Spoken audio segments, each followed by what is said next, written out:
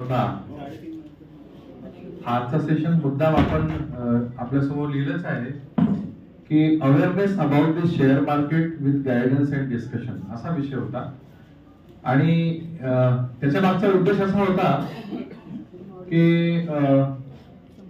आपल्याकडे आता या शेअर मार्केटला एक बिझनेस किंवा एक पैसे कमवण्याची संधी किंवा कदाचित याच्यामध्ये करिअर सुद्धा करता येऊ शकतं का, असा एक विचार हा जो आपला युथ आहे, युवा वर्ग जो आहे, यांच्यामध्ये हा एक विचार रुजवायचा होता आम्हाला. आणि ही प्रक्रिया सुरू झालेली आहे आणि राहणार आहे. आपण मुद्दाम या ठिकाणी डायसवरती ज्या काही डिग्निटरीज बसलेले आहेत आणि आपापल्या क्षेत्रामध्ये त्यांनी जे काही आता आपल्या समोर प्रेझेंटेशन दिलेलं आहे, मुन साहेब फंडामेंटल बद्दल बोलले, अनिल बहादुरी डाटा आपल्या याच्या तुमच्या टेक्निकल अनालिसिस बद्दल बोलले, कापडे सर जे आहेत ते फॉरेस्ट बद्दल बोलले, त्याच्यानंतर सरदार जे आहेत ते तुमच्या डाटा अनालिसिस वर बोलले, अजय सावतकर जे आमचे आहेत ते फंड याच्याबद्दल बोलले, म्युच्युअल फंड बद्दल, थोर सरांनी तुम्हाला फायनान्शियल प्लॅनिंग सांगितलं. तर ही सगळी एक तोल ओळख याच्यासाठी आम्ही सुरुवात केलेली आहे की याच्याबद्दलचं अवेअरनेस निदान लक्षात यावं. मगाशी कोणतरी बोललं की बाबा या सभागृहामध्ये सगळे रिटायर झालेले लोक आहेत, तर मला सगळे रिटायर झालेल्या लोकांसोबत अधिक 50% लोक युथ सुद्धा दिसत आहेत. आणि हे सगळं सेशन ऐकल्यानंतर त्यांना डेफिनेटली एक विश्वास वाटत असेल की शेअर मार्केटच्या बद्दल असेल किंवा म्युच्युअल फंडच्या बद्दल असेल किंवा फॉरेस्ट बद्दल असेल, हा मिथ जो आहे हा तुटला पाहिजे. मी सुद्धा माझ्या मुलाला सांगितलं की बाबा तू शिक आणि याच्यामध्ये आपलं करिअर सुद्धा करू शकतो, करायला पाहिजे. ही जी संकल्पना आम्ही या ठिकाणी मांडली, ही संकल्पना आम्ही काही थांबवणार नाही आहोत. आता आपल्या समोर आपल्याकडे अजूनही बरेचसे असे लोक आहेत की जे याच्यामध्ये एक्सेल करतात आणि चांगल्या प्रकारे पैसा कमवतात. शेवटी आपण शिकतो कशासाठी? नोकरी करायसाठी आणि नोकरीच्या माध्यमातून पैसा कमवण्यासाठी.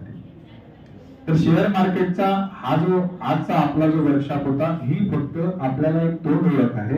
मगाशी बहादुर सरांनी सांगितल्याप्रमाणे आणि इथे जे डिग्निटरीज बसलेले आहेत त्यांना मी स्पेशली रिक्वेस्ट करेन की बानाईच्या माध्यमातून आपल्याला जेव्हा जेव्हा वेळ मिळेल तेव्हा आम्ही बोलू, आपली अपॉइंटमेंट घेऊ आणि आपण या ठिकाणी यावं आणि मार्गदर्शन करावं अशी मी बानाईच्या वतीने आपल्याला विनंती करतो. ती विनंती आपण मान्य करा.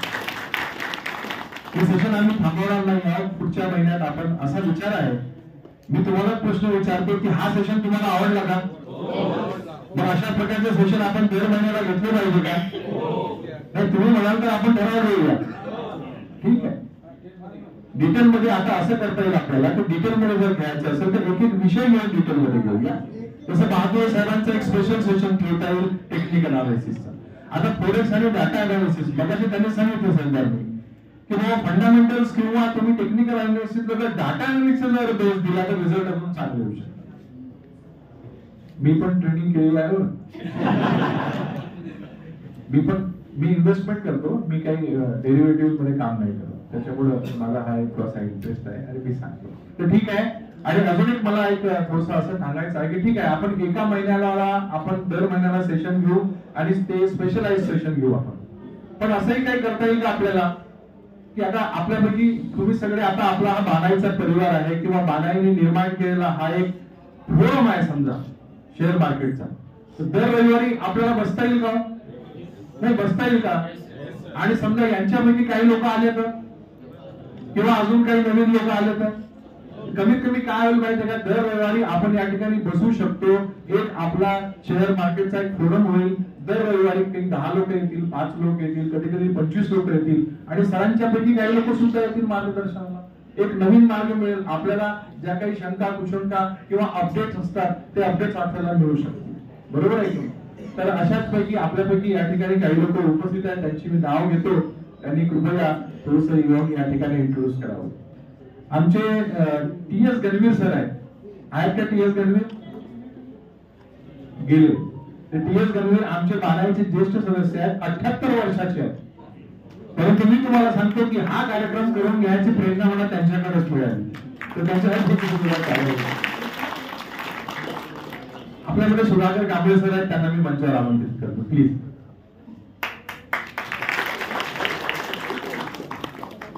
सुधाकर कांबळे सरांनी थोडंसं 1-2 मिनिटं आपला परिचय द्यावा. Thank you sir. माझं नाव विप्लव कांबळे आहे, पण मला सगळेजण सुधाकर कांबळे या नावानेच ओळखतात. मी महानगरपालिकेत कार्यरत होतो, 21ला रिटायर झालो. त्याच्या आधीपासूनच मी शेअर मार्केटमध्ये आहे. जवळपास 10 वर्षाचा मला या शेअर मार्केटमध्ये अनुभव आहे. रिटायर झाल्यानंतर मी यामध्ये फुल फ्लेज काम करतो आहे. आणि मला असं वाटतं की हे जे फील्ड आहे, आता बोलायला की बराच वेळ नाही आहे, तर हे आपल्याला जे यंगस्टर्स आहे त्यांना इन्व्हेस्टर म्हणूनही काम करता येते, यामध्ये ट्रेडर म्हणूनही काम करता येते, आणि सगळ्यात मोठं म्हणजे करिअर म्हणूनही इथे काम करता येते. जसं माझ्याकडे आता शेअरखानची एजन्सी आहे आणि त्या माध्यमातून मला जवळपास 1 ते 1.25 लाख रुपये प्रत्येक महिन्याला कमिशन, ब्रोकरेज ज्याला म्हणतात ते मिळत. तर आपण रिस्की बिझनेस जर नाही घेतले, डेरिव्हेटिव्ह ट्रेडिंग किंवा ऑप्शन कॉल जे काय म्हणतो आपण, तरी आपण एक साधारणतः एक व्यवसाय म्हणून काम करू शकतो. जास्त पैसे लागत नाही त्यामध्ये, आणि थोडंफार नॉलेज असलं तरी होत आहे.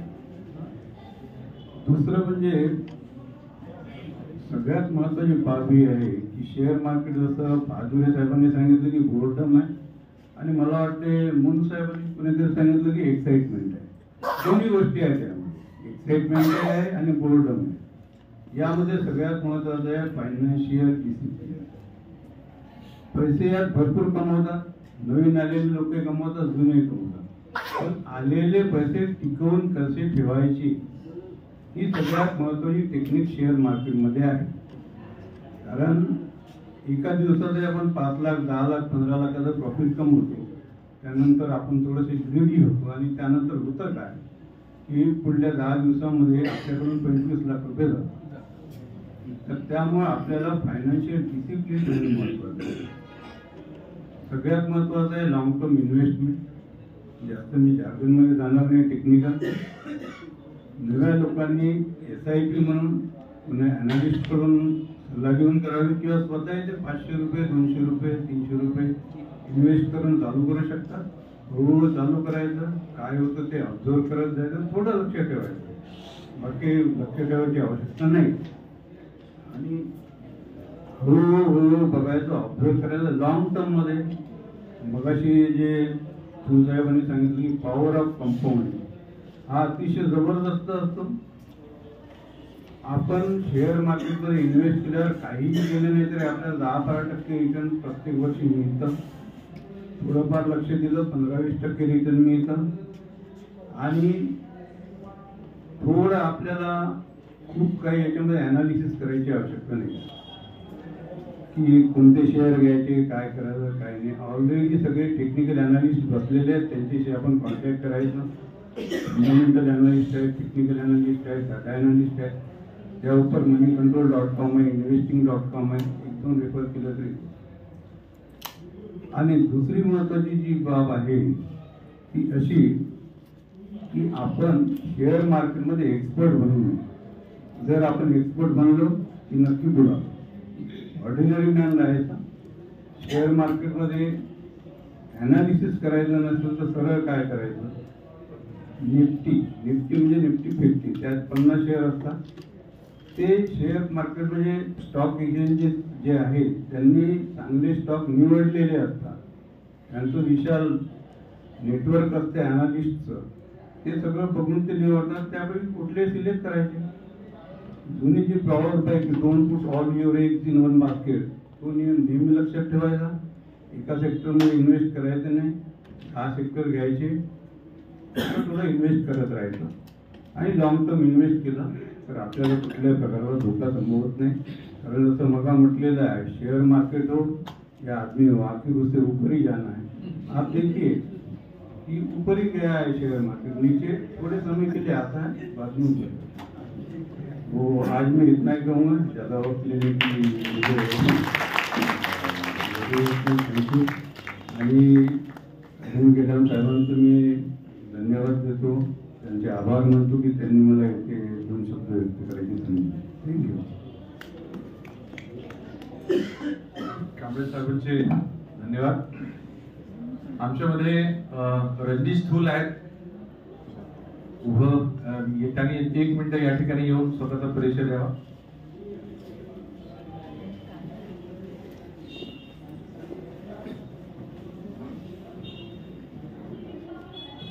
जय भीम सर्वांना. माझं नाव रजनीश थूल आहे आणि सर्वात प्रथम मी अरविंद गिडम सरांना धन्यवाद आणि अभिनंदन करतो की त्यांनी इतका चांगला कार्यक्रम आयोजित केला. माझ्याबद्दल ब्रीफली 1 मिनिटामध्ये सांगतो की मी एका इंजिनिअरिंग कॉलेजमध्ये असिस्टंट प्रोफेसर म्हणून 10 वर्ष काम केलं, म्हणजे इकॉनॉमिक्स शिकवत होतो. आणि त्याच्यानंतर मी 2019ला रिझाईन केला आणि फायनान्शियल सर्व्हिसेसचा बिझनेस सुरू केला म्युच्युअल फंड पासून. Mutual fund, insurance, life, health, home loan असे सर्व प्रकारचे प्रॉडक्ट्स मी सुरू केले. तर मेन पर्पज माझा जेव्हा होता ना, जेव्हा ह्या मार्केटमध्ये एंटर करत होता, फायनान्शियल मार्केटचा जी अनालिसिस केलं त्याच्यामुळे एक गोष्ट लक्षात आली की पहिली गोष्ट ती जे फायनान्शियल मार्केट म्हणजे जसा आजच्या ज्या मॉडर्न लाईफचा सर्वात मोठा भाग आहे. म्हणजे फायनान्शियल मार्केट त्याची कदाचित व्याप्ती कमी असेल आधीच्या काळात, पण आता असं आहे की प्रत्येक व्यक्तीच्या जीवनाशी ते निगडीत आहे आणि मोठ्या प्रमाणावर फायनान्शियल मार्केट वाढत आहे. आणि एक्सेप्ट करा की नाही, पण इंडियन इकॉनॉमी जी आहे ती वाढत आहे आणि आता 4 ट्रिलियन पण झाली आहे. आज पर आज आहे की 4 ट्रिलियन टच केलं आहे आणि 5 ट्रिलियन पण बाय 27 टच केलं, म्हणजे जस्ट एन इंडिकेटर. पण ठीक आहे, ते इकॉनॉमिक ग्रो होत राहील. तर मला वाटतं की फायनान्शियल मार्केटमध्ये खूप स्कोप आहे. स्कोप म्हणजे not just for career, it is related to every individual. त्याच्यामुळे आणि इन जनरल फायनान्शियल लिटरसी वर्ल्डमध्ये कमी आहे, पण त्याच्यातही इंडियामध्ये खूपच कमी आहे. आणि त्याच्यामध्येही जे शेड्यूल कास्ट, शेड्यूल मार्जिनलाइज कम्युनिटीमध्ये फायनान्शियल लिटरसी खूपच कमी आहे. पैसा कमावला जातो पण त्याला मॅनेज न केल्यामुळे मोठ्या प्रमाणावर मी स्वतः पर्सनली बघितलं की लॉसेस होतात किंवा ते पैशाला सांभाळू शकत नाही, डेप्टमध्ये येतात. हा एक जनरल सिनारिओ आहे. तर माझं जे पर्सनल एम, मोटो, विजन आहे की टू स्प्रेड फायनान्शियल लिटरसी, आणि त्याच्यामधून जे काय मला माझा करिअर होईल किंवा काय पैसा तो मला मिळेल, पण फायनान्शियल अवेअरनेस वाढवणे आणि फायनान्शियल लिटरसी वाढवणं हे माझं एम आहे. Thank you sir. थँक्यू. आमच्यामध्ये राजेश लोखंडे आहेत, त्यांना मी या ठिकाणी इंट्रोड्यूस करण्यासाठी इन्व्हाइट करतो. राजेशजी लोखंडे, 1-2 मिनिटांमध्ये आपण सर आपला परिचय करून द्या. जय भीम सर्वांना. खूप चांगला कार्यक्रम होता आजचा. सगळे एक्सपर्ट लोक इथे आले आणि मी सरांशी काही दिवसापासून टच मध्ये होतो आणि म्हटलं सर आपण असा काहीतरी प्रोग्राम तुम्ही करताय का, आणि ते म्हणाले नाही सर 17 तारखेला तुम्ही फायनलाइज केला. मला खूप आनंद झाला. आणि मी माझ्याबद्दल हे सांगू, माझं नाव राजेश लोखंडे. मी 34 वर्ष म्युच्युअल फंड मध्ये काम केलं, इन युटीआय म्युच्युअल फंड. आणि 2010 मध्ये मी CFT केलं, जसं सरांनी केलं, certified financial planner from FTSB. आणि त्यानंतर मला तेव्हापासूनच डोक्यात होतं की रिटायरमेंट नंतर मी काय करेन, एक तर कामा बसेल, आपल्या पैशाला छापील, आपल्या पैशाला वाढवेल आणि किंवा दुसरा भाग मला पण समजा वेळ मिळाला तर मी पण येतो.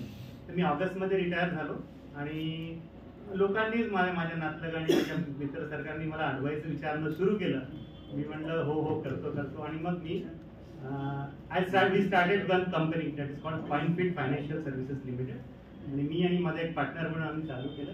आणि त्याच्यामध्ये आमचा बेसिक पर्पज हेच आहे की आता आम्ही लोकांना अवेअरनेस कसा इन्व्हेस्टमेंट बद्दल, स्टॉक मार्केट बद्दल, म्युच्युअल फंड मध्ये कसं इन्व्हेस्टमेंट करायचं आणि इन्शुरन्स किंवा हे का गरजेचे प्रोडक्ट आहेत.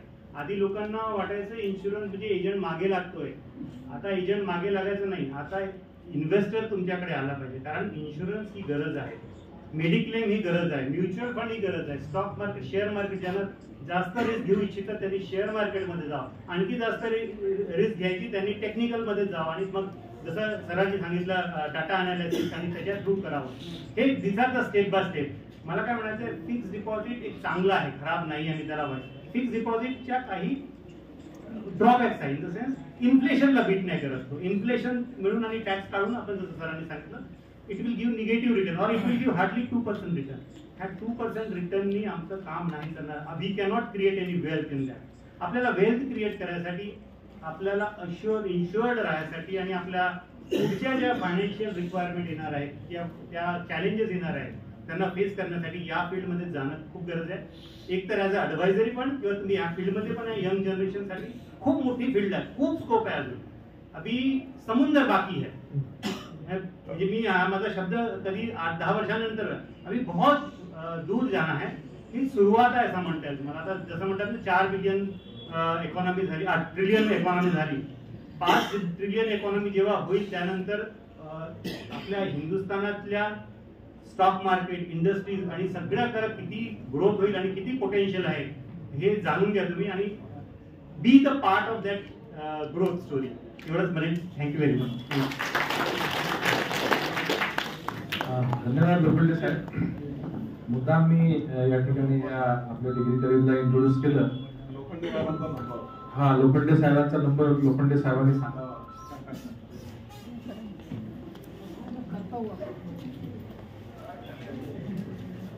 माझा number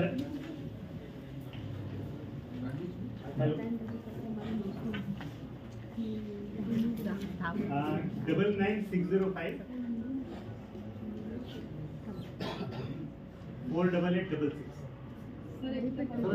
99605 48866. 48866. Thank you very much. Rajesh Lokhande. ठीक आहे, आता आपण या ठिकाणी आता हा जो वर्कशॉप आहे या ठिकाणी आपण कॉन्क्लूड करतोय. त्याच्यापूर्वी 2 सूचना मला करायच्या आहेत. आपण सगळ्यांनी या ठिकाणी आपलं नाव आणि मोबाईल नंबर आणि ईमेल ऍड्रेस जर नोंदवला असेल तर महात्मा ज्योतिबा फुले व्यवसाय मार्गदर्शन केंद्राच्या वतीनं हा जो प्रोग्राम आयोजित केला आहे या सगळ्यांचा एक व्हॉट्सअप ग्रुप तयार करायला पाहिजे आणि हा व्हॉट्सअप ग्रुप तयार करून या ठिकाणी आपण आता नवीन वर्षामध्ये जे प्रत्येक महिन्याला जे सेशन घ्यायचे आहेत ना आपल्याला, तर प्रत्येक महिन्याला जे काही सेशन घ्यायचे असतील किंवा वीकली जे आपल्या फोरमची बैठक होणार आहे ते सगळे मेसेजेस त्या ठिकाणी मिळतील. दुसरं मला असं सांगायचं आहे की बानाईच्या वतीने आपण आता हे सगळं जे काही चाललेलं आहे आपलं हे आर्थिक म्हणजे वाटचाल जी आहे त्याच्यासाठी आपण हे सगळं चाललेलं आहे. या आर्थिक वाटचालीच्या अंतर्गतच बानाईच्या सदस्यांमार्फत आपण बानाई क्रेडिट कोऑपरेटिव्ह पतसंस्था स्थापन करतो आहे आणि त्या संस्थेसाठी आम्ही मागच्या 2 महिन्यामध्ये 63 लक्ष रुपयाचं भागभांडवल उभं केलेलं आहे.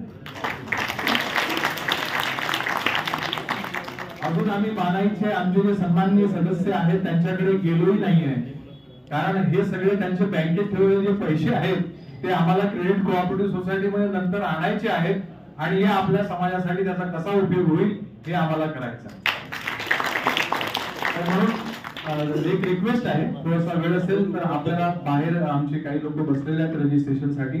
जे लोक बानाई क्रेडिट कोऑपरेटिव्ह सोसायटीचे सदस्य झाले नसतील त्यांनी मिनिमम 310 रुपये एक भरून त्या ठिकाणी एक शेअर विकत घ्यावा आणि त्या ठिकाणी आपली मेंबरशिप नोंदवावी, कारण 18 जानेवारी आमची ही शेवटची तारीख आहे. त्याच्यानंतर आम्ही पुन्हा करणारच आहोत, परंतु या निमित्ताने आपण या ठिकाणी आलेलाच आहात तर तो एक फायदा घेऊन टाकावा. तर मी या ठिकाणी थांबतोय आणि पुन्हा आपल्याला सांगेन की या ठिकाणी जे डिग्निटरी आलेले आहेत ते प्रत्येक वेळेला त्यांच्या स्पेशलाइज फील्ड मध्ये पुन्हा येतीलच आणि अशाच संख्येने तुम्ही या ठिकाणी उपस्थित राहून या विषयाचं आपलं ज्ञान जे आहे ते अपडेट करायला पाहिजे. Thank you very much.